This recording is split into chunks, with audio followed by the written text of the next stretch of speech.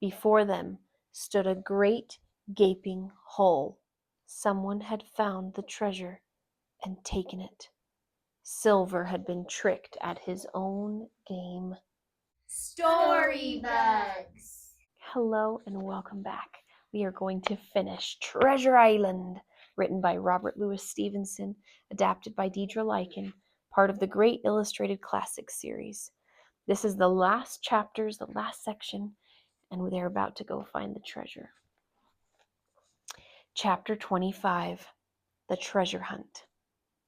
After all the pirates had been tended to by the doctor, we gathered around the fire for a hearty breakfast.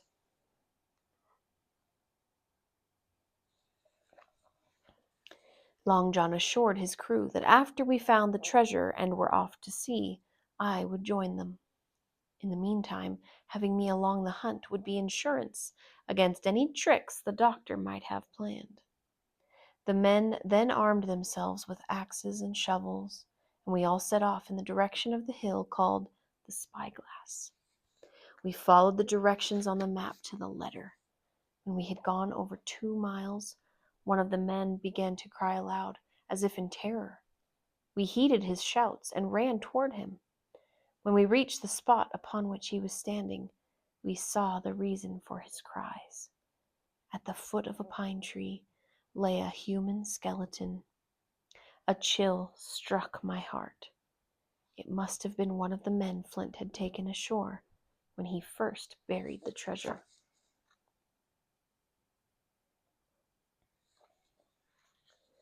Long John examined the bones. They had been bleached white by the sun, but they seemed to lie in a peculiar position. Indeed, the body lay perfectly straight, his feet pointing in one direction, his hand raised above his head like a diver's, pointing directly the opposite way. Silver took out his compass. The skeleton was pointing directly east. Flint had left a dead man's bones to point the way to the treasure. Soon the men began to talk of death and ghosts and the spirit of Captain Flint himself. They were frightened, and as we moved among the swaying trees, we heard a faint cry. "Darby McGraw," it wailed. "Darby McGraw, fetch me the rum." The men froze in their tracks. Those had been Captain Flint's last words.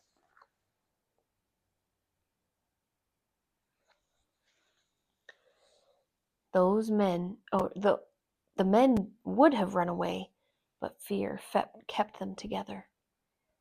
"Listen," said Silver. "That was an echo.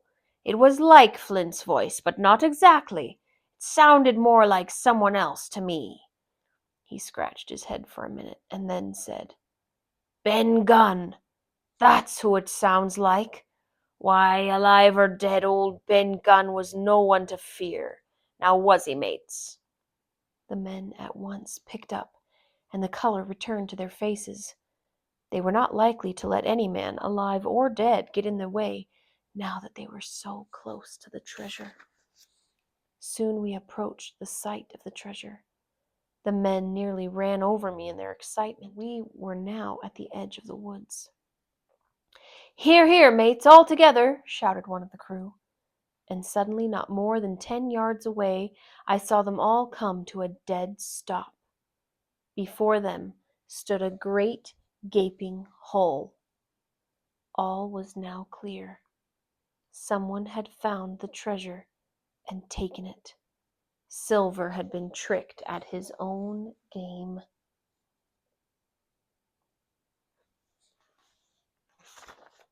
Chapter 26. Silver's Men Rebel. The men stood stock still as they stared into the dark, empty excavation. Silver handed me a pistol and whispered, "Take that and stand by for trouble."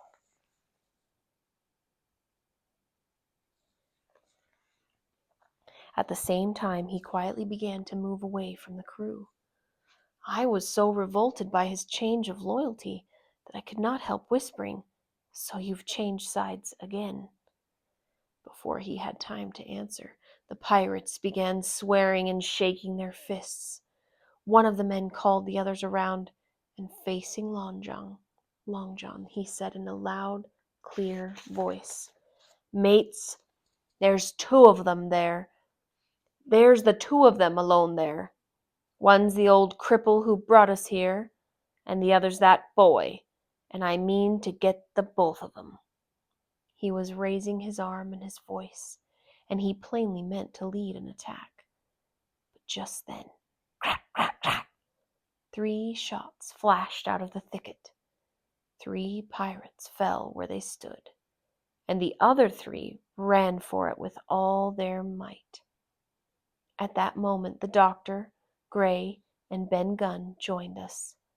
They held pistols which were still smoking from the gunfire. "Thank you kindly, doctor," said Long John, as he mopped his face. "You came in the nick of time, and so it is you, Ben Gunn," he added. "I never thought I'd see the likes of you again." The doctor sat down on a rock and explained what really happened from the start.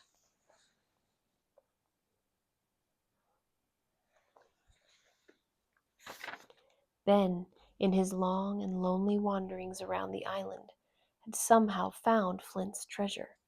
He had dug it up, and in many weary journeys had carried it on his back to a hiding place in a cave on the other side of the island. The doctor had wormed the secret from him on the afternoon of the attack. The next morning, when he saw the ship was gone, the doctor paid Long John a visit. He gave him the map, which was now useless, and possession of the stockade. The purpose of this was to get a chance to move safely from the stockade to the cave where Gunn had hidden the treasure. Being closer to the cave meant the doctor and his men would be farther away from the possibility of infection from malaria and nearer to the treasure, which had to be guarded. But when the doctor learned that I was being held by Silver and his men, he had to change some of his plans. He knew that when the crew here's him giving the map. He knew that when the crew discovered that the treasure had been removed, there would be a revolt, and that Long John probably would be executed. But he now feared that I would be shot as well.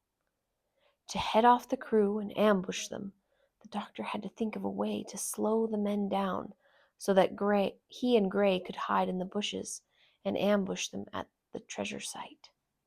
It was then that Ben Gunn got the idea to work upon the superstitions of his former shipmates, and to pretend that he was the ghost of Captain Flint. This gave the doctor and Gray time to set up their ambush of Silver's crew. "Ah," said Silver when he heard the story, "it was lucky for me that I had Hawkins here. You would have let old John be cut to bits and never even given a thought."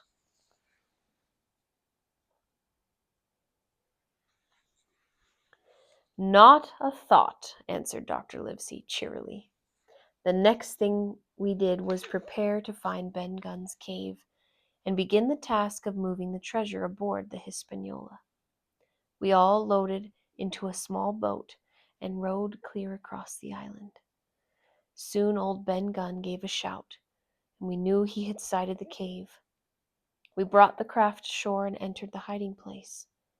It was a large, airy cave with a little spring and a pool of clear water. The floor was sand. Before a big fire lay Captain Smollett. In a far corner, I could see heaps of coins and piles of gold bars. This was the treasure we had come so far to seek, and that had already cost the lives of 17 men from the Hispaniola.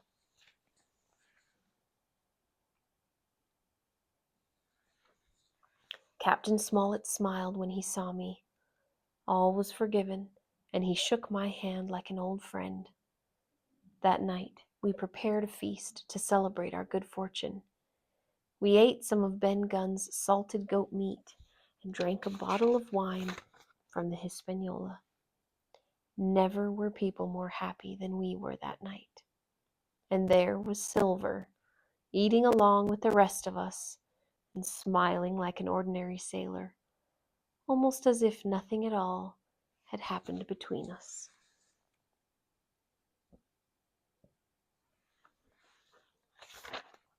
Chapter 27. The End of My Adventure. The next morning we got right to work, for transporting the treasure from the cave to the ship was a big job. We were well aware that 3 of Silver's men still remained on the island, so we posted 1 sentry to keep a lookout for them.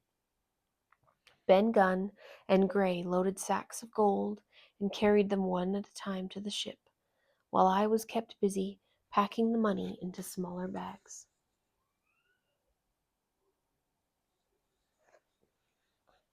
It was a strange collection, for there were coins and paper money from all over the world. They came in all different shapes and sizes. There were strange-looking oriental pieces stamped with what looked like wisps of string or bits of spider's web, and round pieces that had holes bored through the middle. I was filled with wonder at all the different places Flint must have gone to collect all this treasure.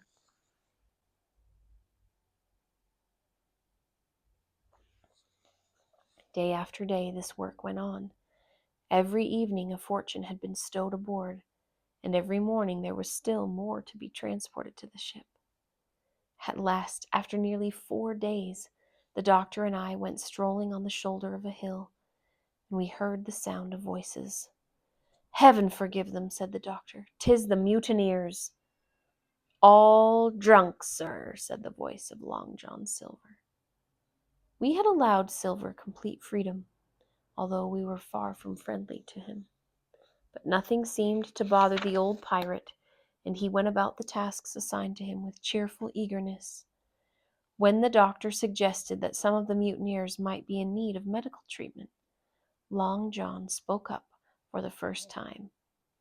"I ask your pardon, sir," he said, "but you would be wrong to tend to those men. They would kill you in a minute, I'm sure of it.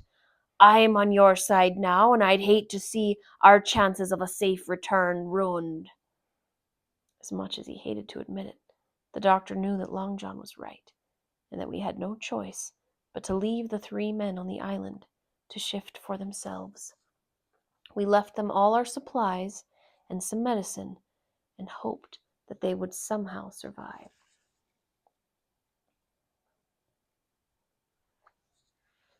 By this time we had stowed all the treasure and were ready to set sail for home.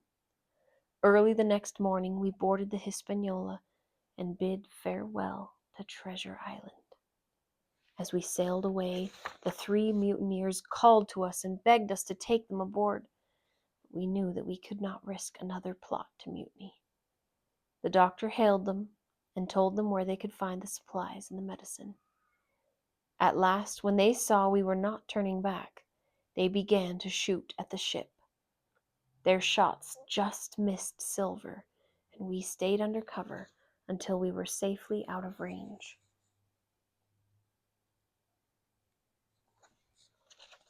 We were so short of men that everyone on board had to do the work of 2. The captain, who was still recovering from his wounds, lay on a mattress and gave orders. It was just sundown when we laid anchor in our first port on the way home. It was a beautiful landlocked gulf, and we were immediately surrounded by shore boats full of natives selling luscious fruits and vegetables. The sights and smells of this wonderful place helped us to forget our dark and bloody experiences on Treasure Island. The doctor and the squire took me along, and we went ashore to pass the evening. When we returned to the Hispaniola, Ben Gunn was on deck alone, and he at once began to confess to us that Silver was gone.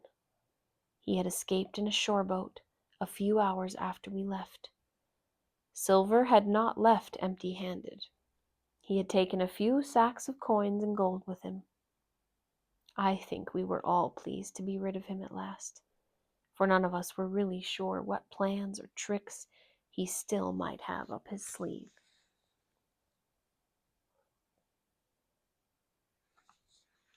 The voyage home was calm and uneventful. We got a few extra men to help us on board and made a good cruise back. Of the original crew, there were now only 5 men left, but we were not as bad as the other ship, which sailors sang about. With 1 man of her crew alive, what put to sea with 75? All of us got a fair share of Flint's treasure, and we all used it as we pleased. Captain Smollett used his share to buy a little house in the country and retire from his life at sea. This last voyage had showed him that the quiet life was more to his liking. Gray saved his money and put a good part of it towards studying the more technical aspects of his profession. Now he is a mate and part owner of a fine, full-rigged ship. He also married his childhood sweetheart and started a family. As for Ben Gunn, he got a great deal of Flint's treasure, since he was the one who led us to it to begin with. Unfortunately, those 3 years alone on Treasure Island did more damage to his mind than any of us had suspected. He went so wild with the comforts of civilization that he gambled and drank away all of his money in 19 days. On the 20th day, he was begging in the streets. There's Ben Gunn.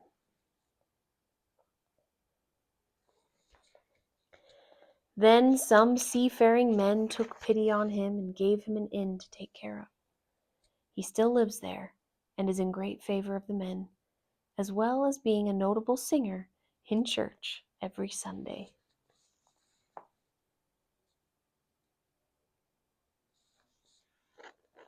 The doctor returned to his practice and opened a free clinic for the poor. He is well known for his medical skills and his generosity to the needy. None of us ever heard of Long John Silver again. I believe that he is gone out of all of our lives forever. I do know that he never returned to his wife and family, who were all waiting for him in Bristol. Perhaps they all met somewhere and are living a life of peace and luxury on some remote island. It is to be hoped so, I suppose, for his chances for comfort in another world are very small. The 3 mutineers that were left on the island were never seen in England again.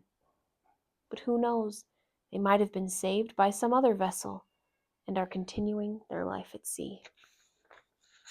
As for me, I am content to spend the rest of my days safely on the land. I will never forget the excitement of those days at sea, but nothing could drag me back to the sea or to Treasure Island. When I returned to England with my treasure, I went to visit my mother. She was overjoyed to see me. She had been managing the inn, and for the first time in many years, she was happy and making a good living. I wanted to share my good fortune with her, but she would have none of it. For many months, I pondered how to spend the rest of my life. I visited the doctor often and spent many hours talking these things over with him. Here he is with his treasure chest. My mother took ill, and although I gave her the best care money could buy, she died in the spring. The inn was left in my care. Both my father and my mother had spent all their lives taking care of sailors and travelers. It was now my turn to carry on the family tradition. One afternoon, a gentleman from London came by the inn. He was impressed with the place and offered to buy it from me. He was tired of the city life and looked forward to spending his old age by the sea. After visiting the doctor to talk things over, I decided to sell the inn.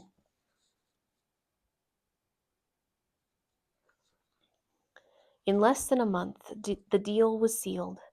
I shook hands with the elderly gentleman who was to take over what had been my home for so long.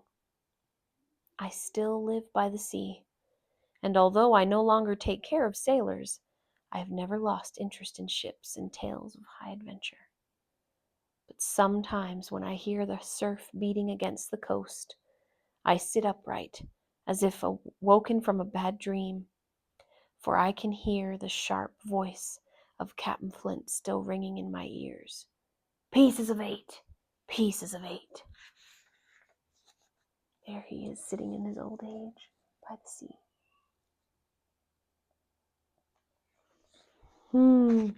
Oh, there's a few more pictures. There's the inn where he lived his young life. And there's the parrot. Pieces of 8, pieces of 8. Let's see. And that is the end of Treasure Island. Thank you for coming on that adventure with me. I'm so glad we got to read it together. And it sure sounds like somebody got to enjoy the treasure, didn't they? Thank you guys, and I'll see you next time.